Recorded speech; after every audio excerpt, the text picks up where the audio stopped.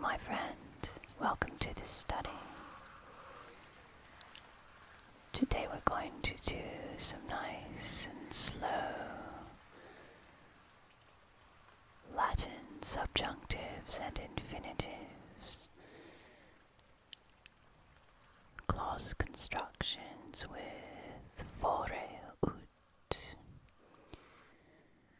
and we'll do some construction of these verb modes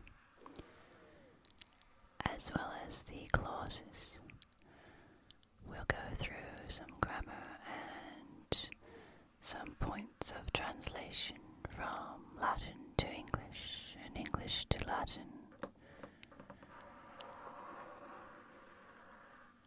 So we'll have a nice, relaxing atmosphere here as the storm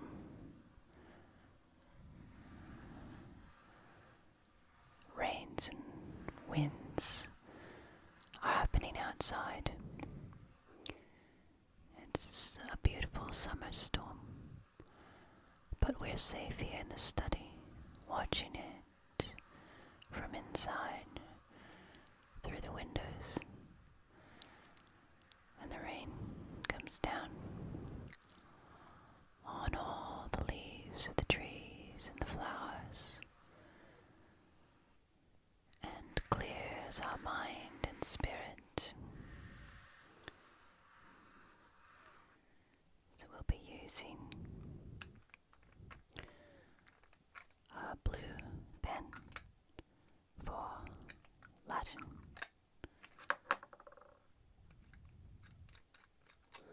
with plenty of ink.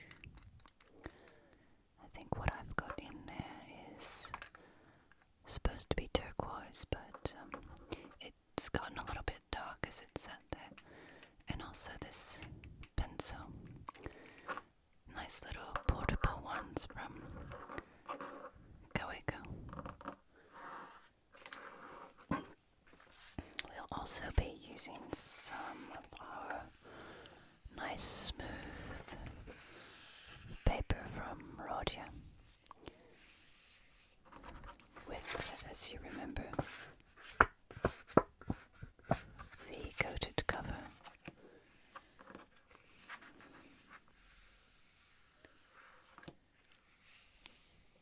So we'll start with the simplest first. Let's look at construction of the infinitive.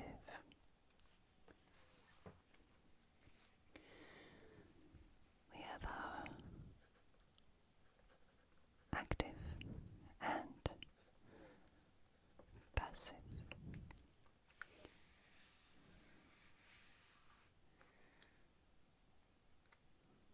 I should get a straight edge.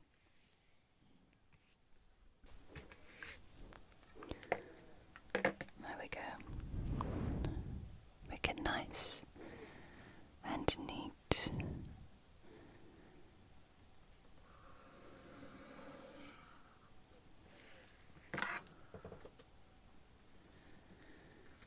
And then we have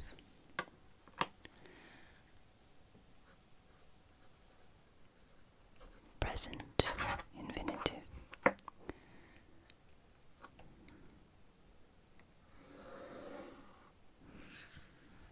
future infinitive,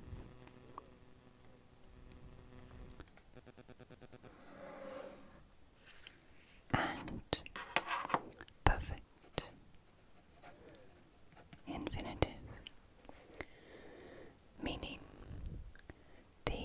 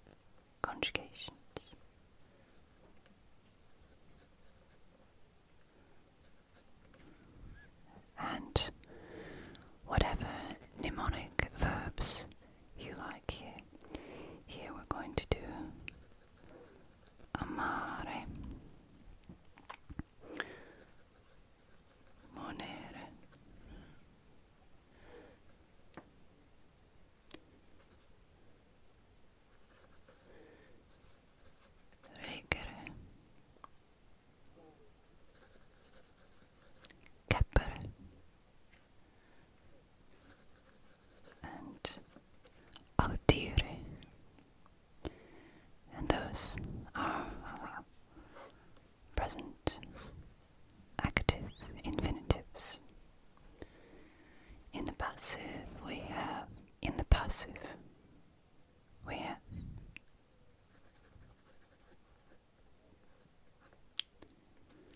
amare,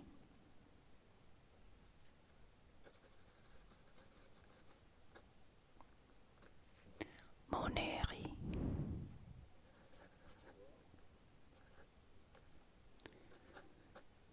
regi, a bit sloppy, not paying attention, and cappi, and audiri. Audiri, present passive infinitive, and these don't change. So with our future, all we do is use our participle plus esse, and this will mean to be about to do something or going to do it. So we would have, for example, amaturus esse, the future, urus, future participle plus esse. Nice and easy there. Now for future passive infinitive, we use the supine construction plus iri, and that will be your fourth principal part.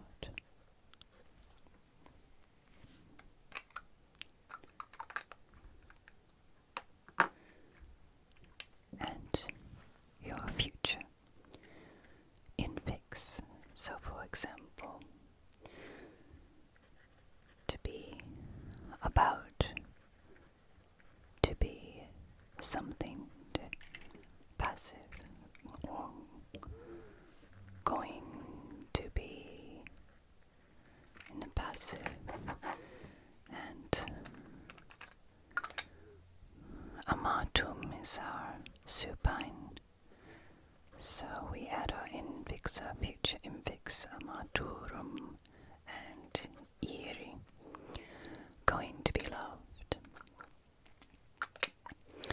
Now the perfect.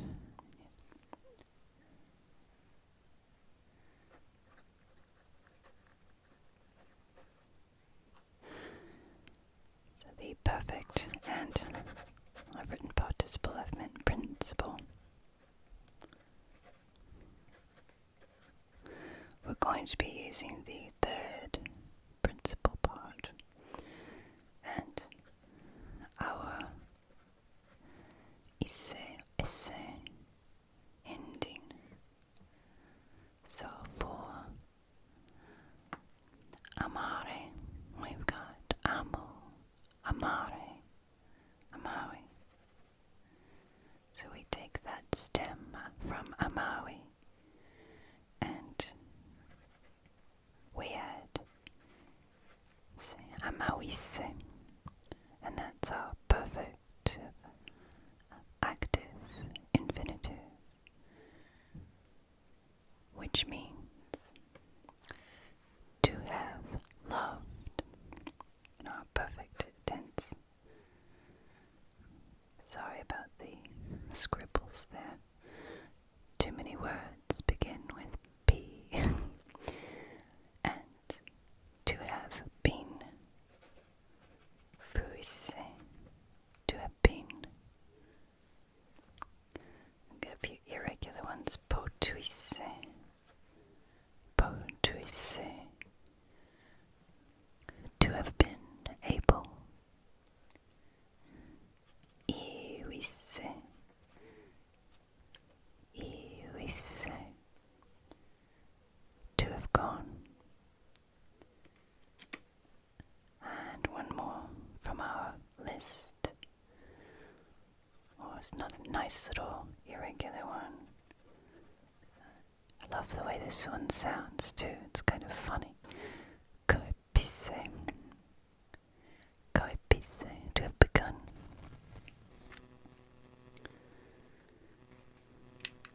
And I'll write that on there. To have done something. And remember, these are all infinitives, so in English we can use our full infinitives with to. Now the passive, where I was getting ahead of myself there with the participle, we use our perfect.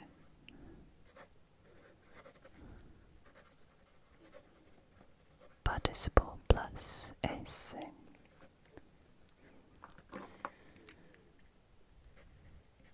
To have been. I hope you don't mind all of this scribbling. It's very,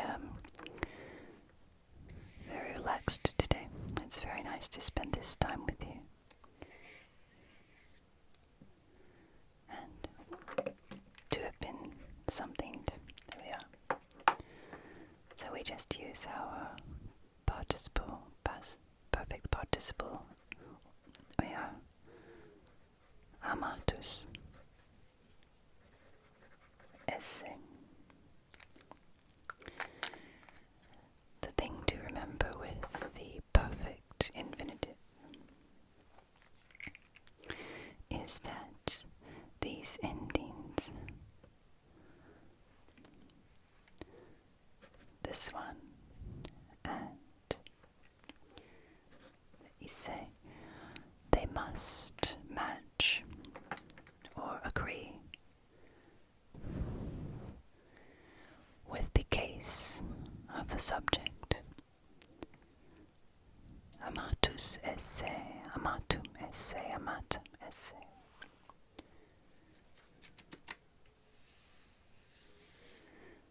So whatever your indicative verb is,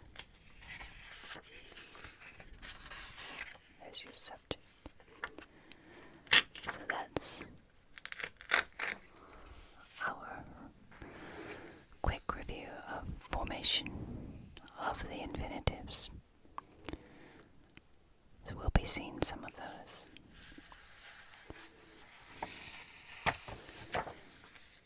We're going to be working with subjunctive as well. Would you like to revise the subjunctives? Let's do some of those. So with our present subjunctive, we have a vowel change in the stem. So our first conjugation, the A, will change to E. Second conjugation, the E or A sound, will change to A. Third conjugation, again, A to A, opposite of the first. In our mixed conjugation, A changes to Ia, just like the principal parts. And the fourth conjugation, E to Ia. Now what we're going to do is get these stems, the stems for the present, and then we have stems for the perfect as well.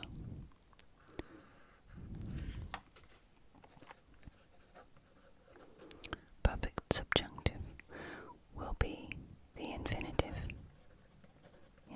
stem. Whoops, imperfect. Again, I'm getting ahead of myself. I hope I'm not confused you. Sometimes my brain's working much faster than the pen on the paper. And that's when I stop and take a deep breath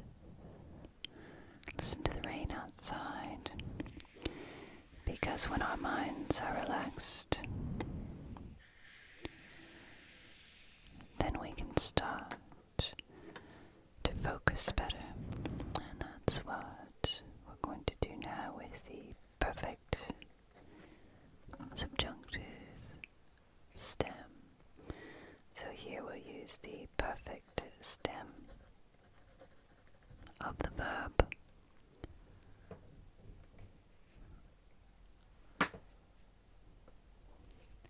And we also use that with the pluperfect tense as well. So we'll keep those together. But both of these preterite tenses are formed with the perfect stem but with different endings. So I can get this lined up. For the perfect subjunctive, we use the perfect stem plus eri, and pluperfect, we use the perfect stem plus ise. You can see that look at that, I have too many S's. Looks very much like the infinitive, doesn't it? But now we're going to take these stems that we've formed and add our subjunctive active ending here. So these are the stems plus the active endings, which will be very familiar. MST and mus, tis, int. And there's our active subjunctive formation. For example, we've got our first conjugation, amo, amare, amavi, amatus. So for the stem, we do the vowel change. Ame, amem, I might love. And imperfect, the infinitive, amare, marem, I might have been loving. And the perfect, which is our perfect stem, ama, weri, and let's say ama werim, I might have loved. Pluperfect, ama wisse, ama wissim, I might have had.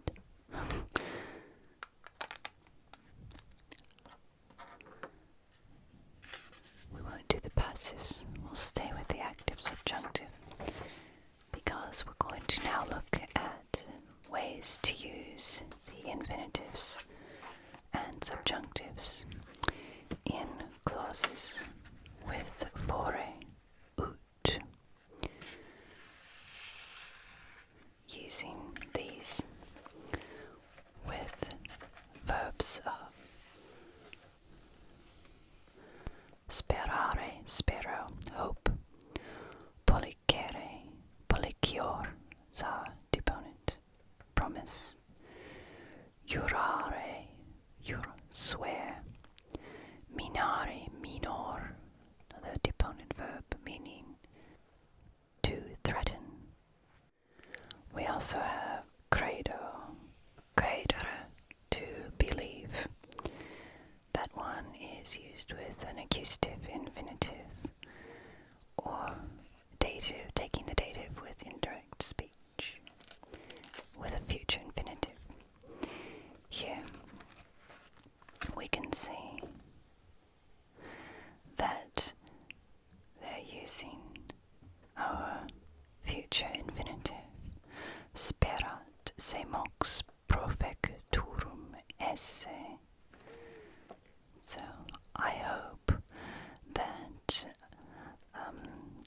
soon depart or set off. Profecturum esse. That's our future, right? Infinitive. Let's work with some of these verbs.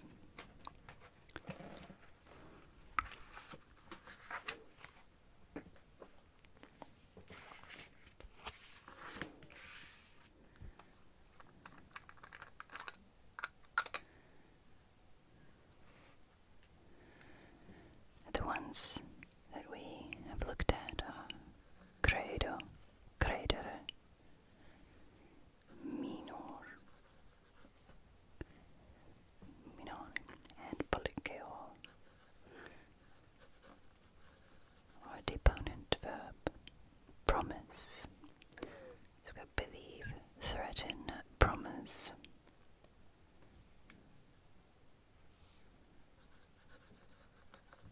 Spero, sperare, to hope.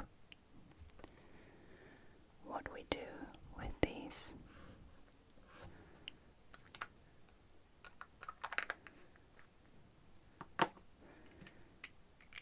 We can use our second clause, it needs another clause, and with or without a reflexive pronoun, I will say and our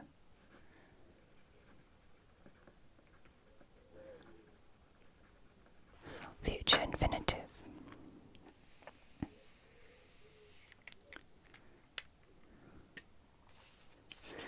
Now, in place of future infinitive, we can use fore, ut. In place of the future infinitive, when a verb has no supine. So, for example, spero. Fore ut veniant. I hope it will be the case that they come. And here we're using, instead of an infinitive, a future infinitive, we're using our subjunctive. Veniant. Let's look at some sentences.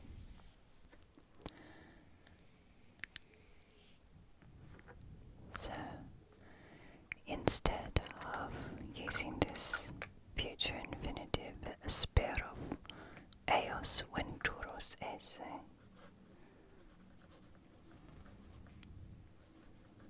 there's our pronoun.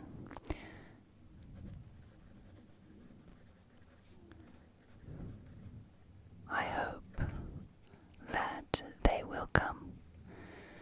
So we've got reported speech or reported statement, and our infinitive with accusative. Straight reported statement or indirect statement.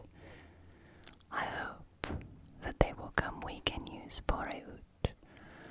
I hope it will be the case that they will come. The difference here is we've got fore, that it will be the case, rather than the they, that is emphasized. So the fore ut will be more impersonal.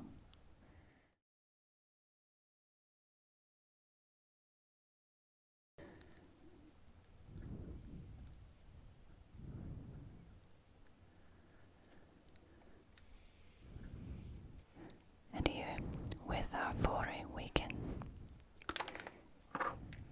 as we saw in our grammar, use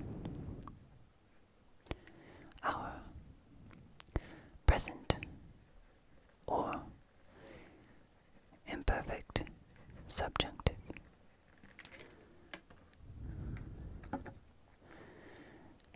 And instead of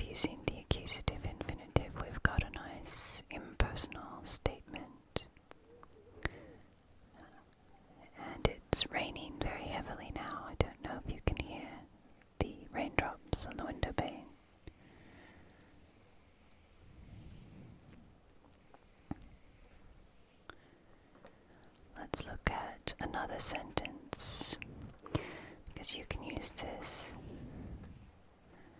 instead of any future infinitive, but especially if the verb has no supine stem, and therefore there will be no future infinitive, active or passive, so fore ut must be used in that case.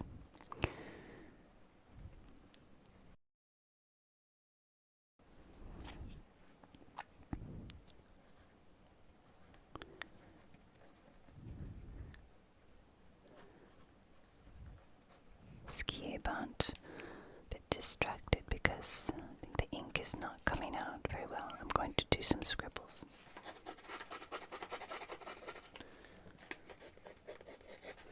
I think it's drying up a bit. Let's get it flowing. Get the ink flowing like all of the thoughts in the brain, flowing smoothly, not trapped or caught up by anything else. As the rain's falling outside, it cools and cleans the world,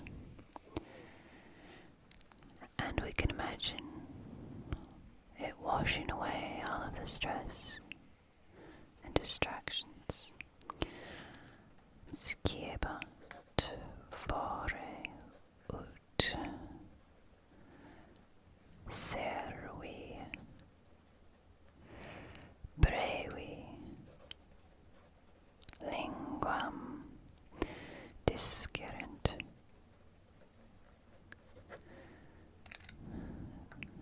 This is a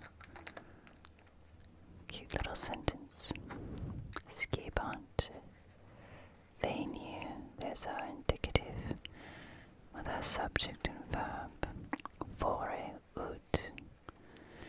That it would be the case in the future. So we use our future in the past construction in English. Servi, the slaves, would. And when you use fore ut, you know you've got an ut clause with subjunctive, and you can use the nominative case for the second clause, which, as you can see, changes the focus or emphasis just subtly, which is quite a nice thing to be able to do.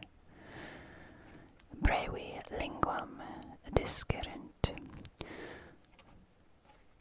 Brevi, in a short time, or soon. The slaves would soon, linguam discerent, learn the language. Discerent, so subjunctive there. The slaves would soon learn the language, and that's a very nice way of framing an indirect statement. Here's another one just for variety here.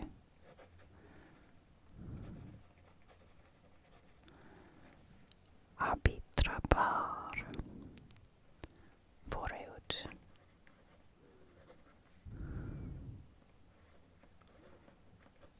Ea lex toleretur.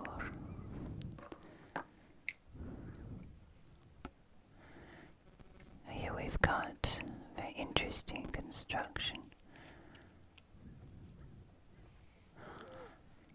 Fore ut again. Fore, it would be the case. Ut, that.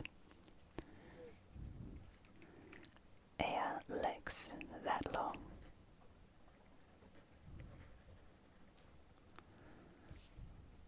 Toleretur was abolished. So it would be the case that that law was abolished. Again, fore ut. And arbitrabar, I thought, there's our deponent. I thought. We could also say credo, believe. We could say I believed it to be the case. I thought it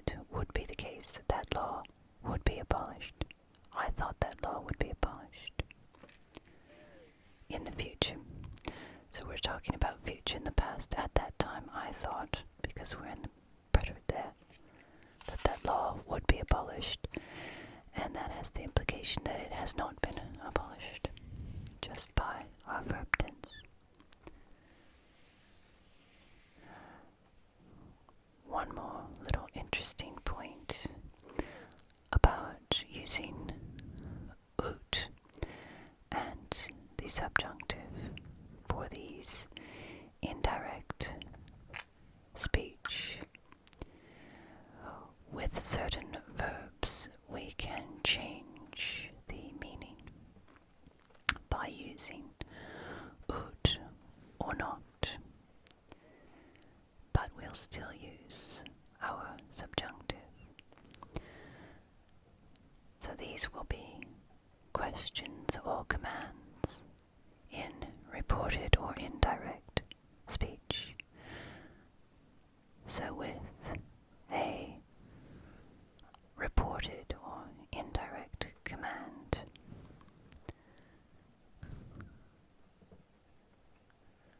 we can use peto or rogo, and we know that it is a command with ut and the subjunctive.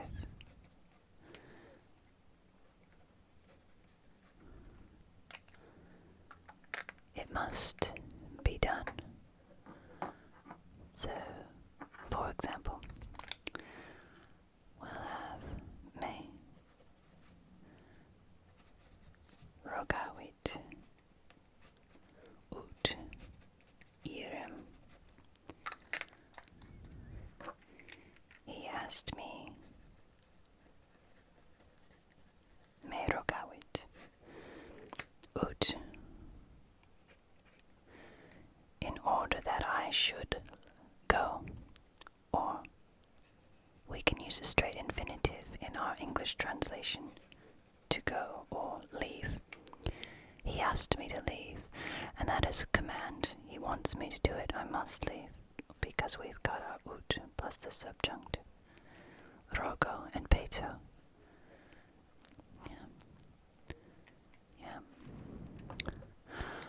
But if we've got just an indirect question, we can use rogo. We can use interrogo or quaero to ask. And not being a command, just a question, we can just use our subjunctive in the next clause. So we can say me rogavit, just as we had before, me rogavit, he asked. And we could say quid haberem. So the same thing, he asked me, just as here, and just a straight subjunctive, no intention of ut. What I might have, or in English, what I had, subjunctive. So a straight indirect question, what he asked me, reported question, or a reported or indirect command must have an ut with these nice verbs. Let's do a few sentences.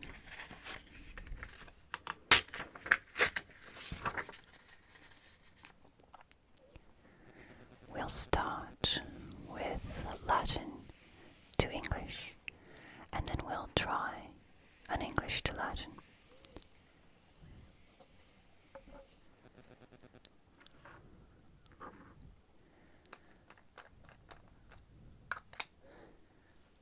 I'll turn that this way. Hope you can hear the rain. It's really nice. And I hope you're nice and relaxed now. It's a very informal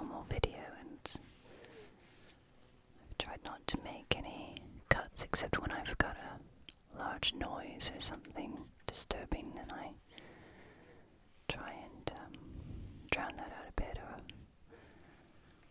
cut it out, because it's not a terribly quiet place, but we do the best we can. Tanto.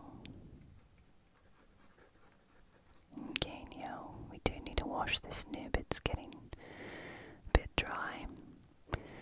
I think I've let the ink in it too long. Praeditus. Praeditus erat. And now we've got, see if I can fit all of this in here. Ut. Tanto ingenio praeditus erat ut speraret. Fore ut tribus mensibus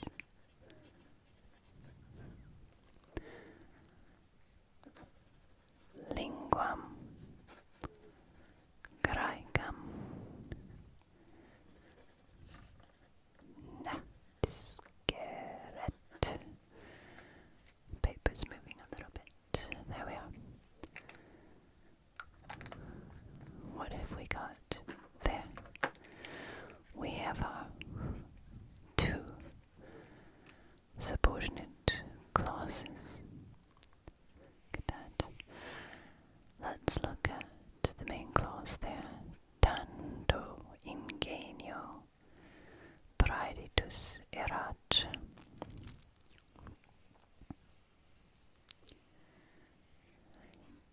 And here we've got tanto ingenio in the ablative.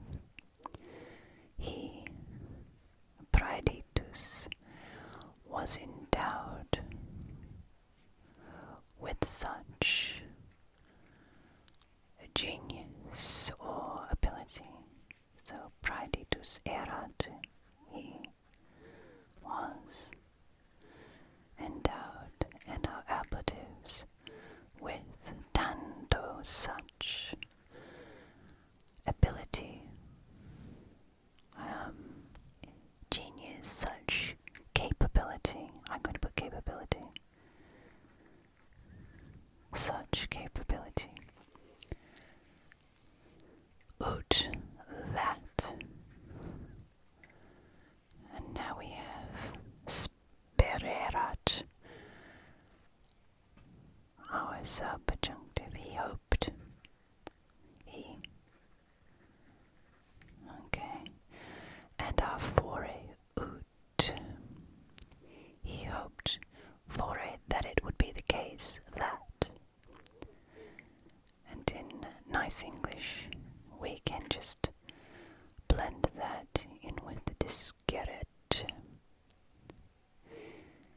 and put it in the infinitive. But if we're going to do a direct translation, which we probably should do, he hoped that it would be the case that tribus mensibus, ablative there, accusative here, linguam graecam disceret, and this is our subjunctive, that he hoped that it would be the case, disceret, that he might learn, and that is all because of this subjunctive. The Greek language. Since we're doing word per word, we'll say the Greek language. Tribus mensibus, in 3 months.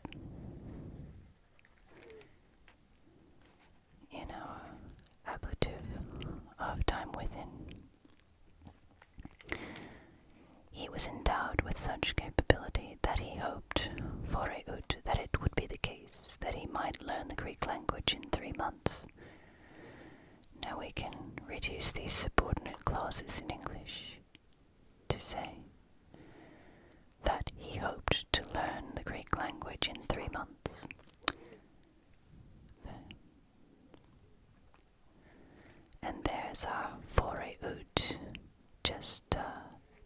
used as an infinitive in English. Now let's try one from English to Latin.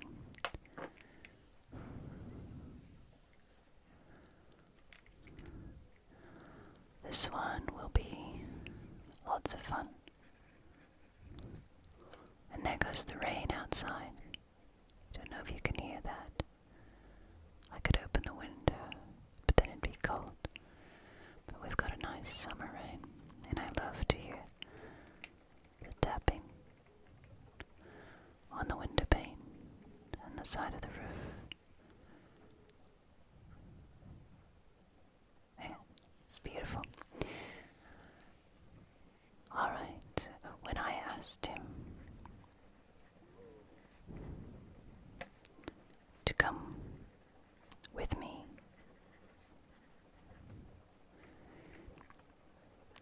now we have our reported or indirect question. He asked me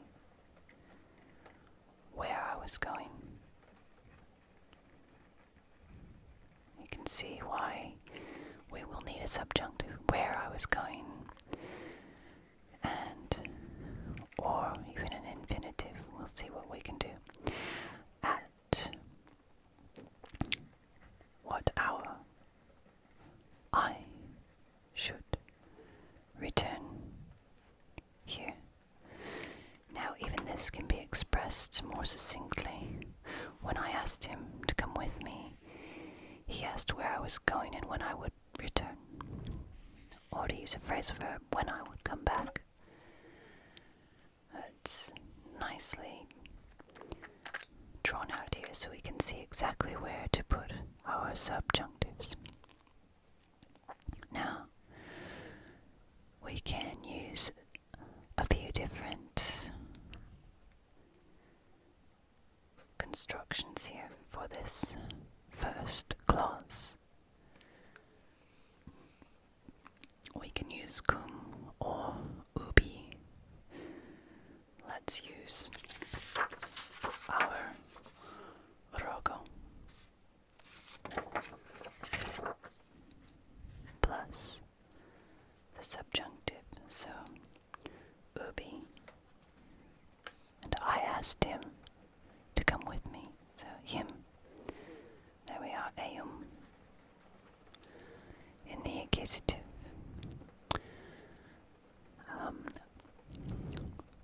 Ubi eum rogavi in our perfect tense. To come with me, indirect command. So we have an ut. So I'm not asking him if he's coming, I'm asking him to come. Ut mecum, with me.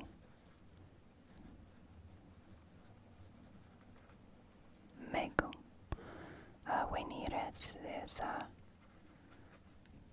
ut plus the subjunctive. Ubi, when eum rogavi, I asked him, ut mecum veniret, that he should come with me. When I asked him to come with me, when I told him to come with me. What happened then? Me rogavit, he asked me.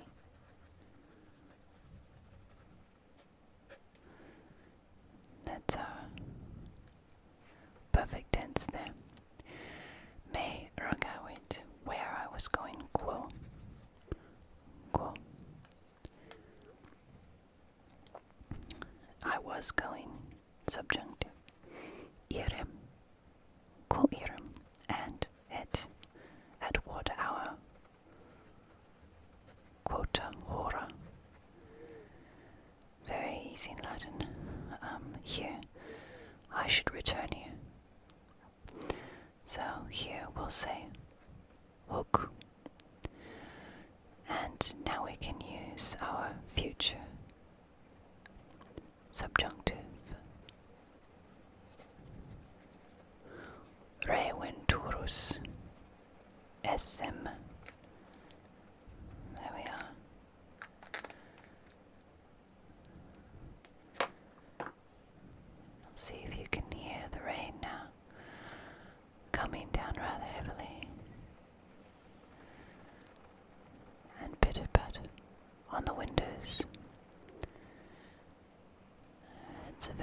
nice sound, just soothes the mind. We've done infinitive constructions, formation of the subjunctive, a few expressions with fore, and how to ask someone something or give them a command in indirect and reported speech using the subjunctive and the future infinitive.